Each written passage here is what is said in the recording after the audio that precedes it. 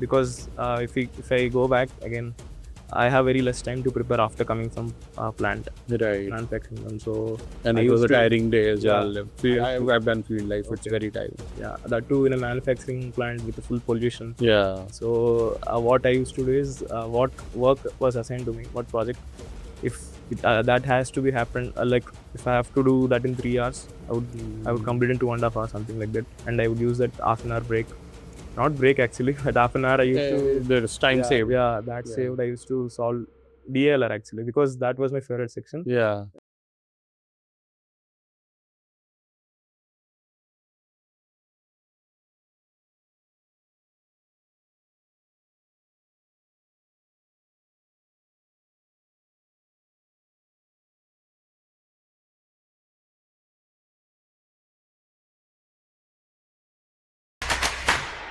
Hey, hi Shritejas. Thank you for coming here and congratulations on the fantastic score that you've gotten in CAT. In fact, that's the reason I'm interviewing you today. I wanted to, gain some insights into your preparation strategy, and also, any tips, tricks, advice that you want to share for the future aspirants that we can then take together and compile it and put it together for the future aspirants. So before we start, right, before I dwelled down into each section and what was your strategy preparing for it, I would like to know what is the origin story, right? When did you think about giving CAT? How did you find out? How did you zero down that this is the right path for you? And then what helped you in your preparation? How did you go about preparing? So if you can just walk you through your journey. Okay. First I'll tell, I myself Shritesh, I scored 99.43 percentile in CAT 2025. So I did my engineering from NIT Calicut. Okay. I'm a civil engineer. So I was actively participating. Actually, I had some of my stereotypes, you can say insecurities during college from childhood. So I wanted to project myself more. I want to put myself in many places, and also I participate in all clubs, activities. That's great. Yeah, I became. Then I found I can be a great leader. Hmm.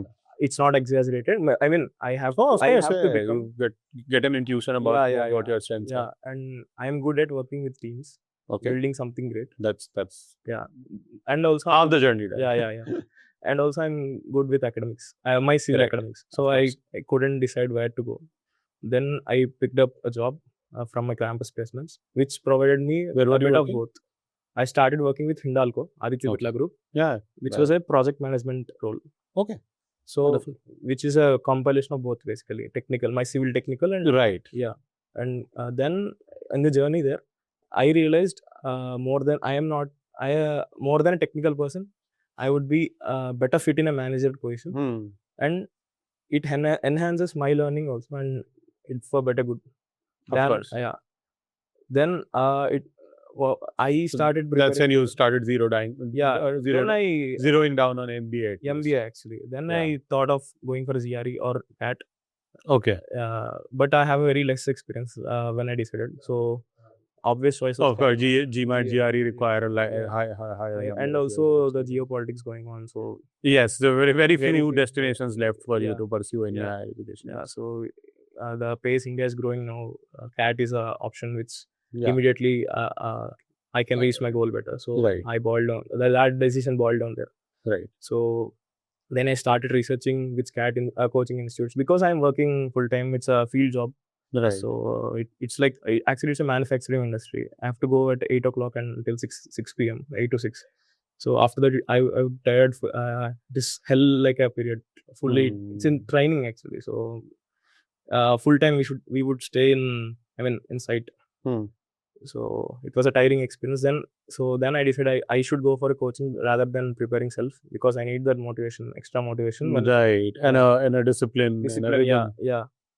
So then I started searching. Then two of my friends from UG, NIT Calicut, who taken CAT 2024, and actually they were iQuanta students. Okay. Yeah. I talked with they got 99.84 and 99.75 percentiles respectively. They are in Calcutta FMS and all. So I spoken with him and both of them, and I gained confidence. Then I understood how. So you got a strong recommendation. You had somebody to follow in their footsteps. Yeah. Okay. So I was like I got a clear picture how iQuanta works, how it is important. So it was an easy decision for me because I can rely on them. So basically, it was my how I started my journey with iQuanta.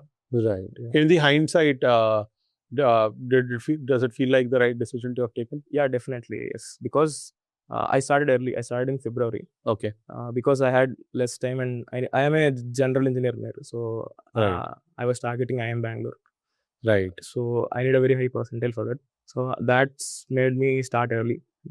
Then what was your question, sir? I was asking, like, in the hindsight, does it feel to have been the right decision to go with iQuanta?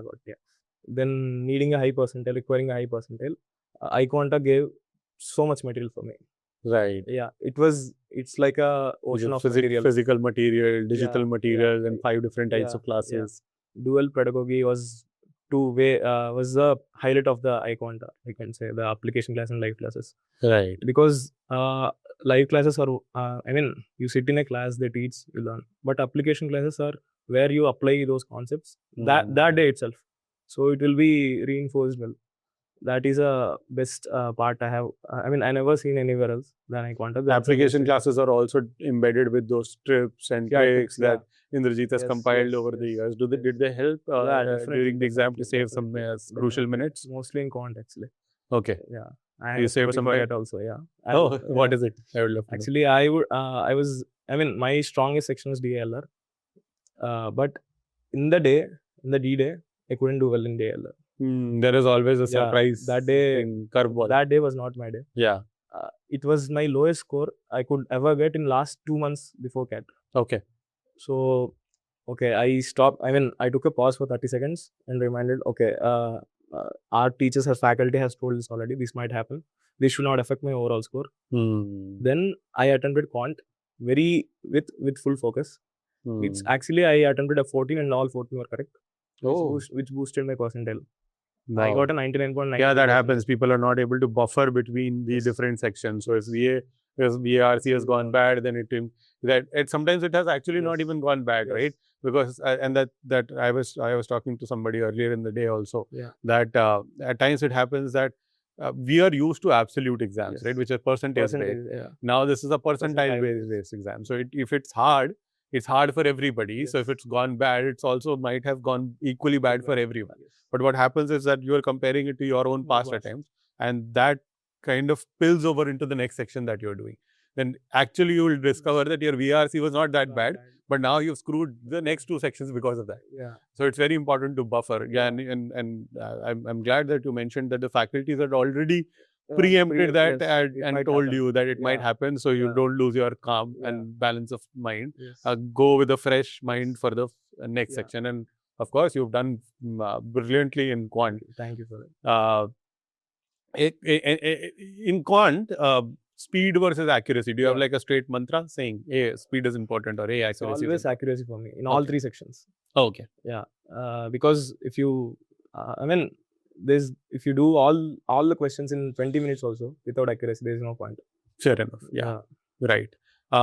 Any X factor that you think, and by X factor I don't mean specifically around your preparation. For example, like if you've been a reader throughout your life, then VRC seems to be very easy for you even without preparation. Is for some people it's like, I can wake up at 5:30 every day without a miss, and I don't feel any pain in doing that. So that becomes an X factor. Do you think there was any X factor that helped you, give you that extra edge? Yeah, I am inherently good at maths from childhood. Yeah. So that's why I chose engineering basically. Right. So algebra and things like that would have been much easier and intuitive. Even in JEE, I'm very good at math. But the math, this is not math exactly in CAT. It is aptitude, quantitative aptitude. You have to transfer your math knowledge into aptitude skills. So that transfer, that twist, I mean, that you need a coaching, what I believe for me as well. I follow live classes too, which I know the concepts already.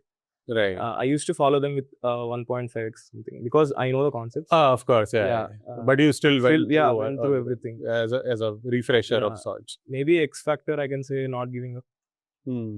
Because if I go back again, I have very less time to prepare after coming from plant Right. manufacturing them. So And I it was used a to- tiring day as yeah, well. I used to- I've done field life. It's Okay. very tiring. yeah, that too in a manufacturing plant with the full pollution. Yeah. So what I used to do is what work was assigned to me, what project, if that has to be happened, like if I have to do that in 3 hours, I would complete in 2.5 hours, something like that, and I would use that half an hour break. Not break actually. That half an hour I used to. There's time yeah, saved. Yeah, that Yeah. saved. I used to solve DILR actually because that was my favorite section. Yeah. I used to solve there something like that. So I- you I will find managed. pockets of time during Yes, the day to yes. be able to do that. People take chai breaks for Yeah. something, so I used to read articles in that time, something like that. I mean, I can't say I did that daily because Right. from February to Yeah, November but it's not the intent possible. and whenever you Yes, so yes. that was a top priority in Yes, your mind. yes, Like yes. as soon as you got like a Yes. 5-minute, 10-minute slot Playing somewhere a in the way of- Sudoku, Yeah. solving a Sudoku or something Yeah. like that. Wow. Yeah. That's Actually, really good. after getting a clarity of going for MBA, I left my job and Hmm. I joined our family business. Okay. That gave me some more push. Different. I mean, You didn't have a that's plan B. Yeah. Yeah. You killed your plan B. Yeah, yes. You made it a unilateral yes, focus to yes. get through that. That's brilliant. Man. That even gave more motivation for me. Of course. That if you have a plan B, then you always keep Yes. thinking like, if this doesn't work out, I'll do Yes. that. But once you don't have that, then you give Yes, give all of your energies towards one. It was a pleasure talking to you. Thank you so much for sharing all of these insights. I'm sure they will be beneficial for the aspirants in the years to come. And all the best in your journey. Thank you so much. Thank you so much.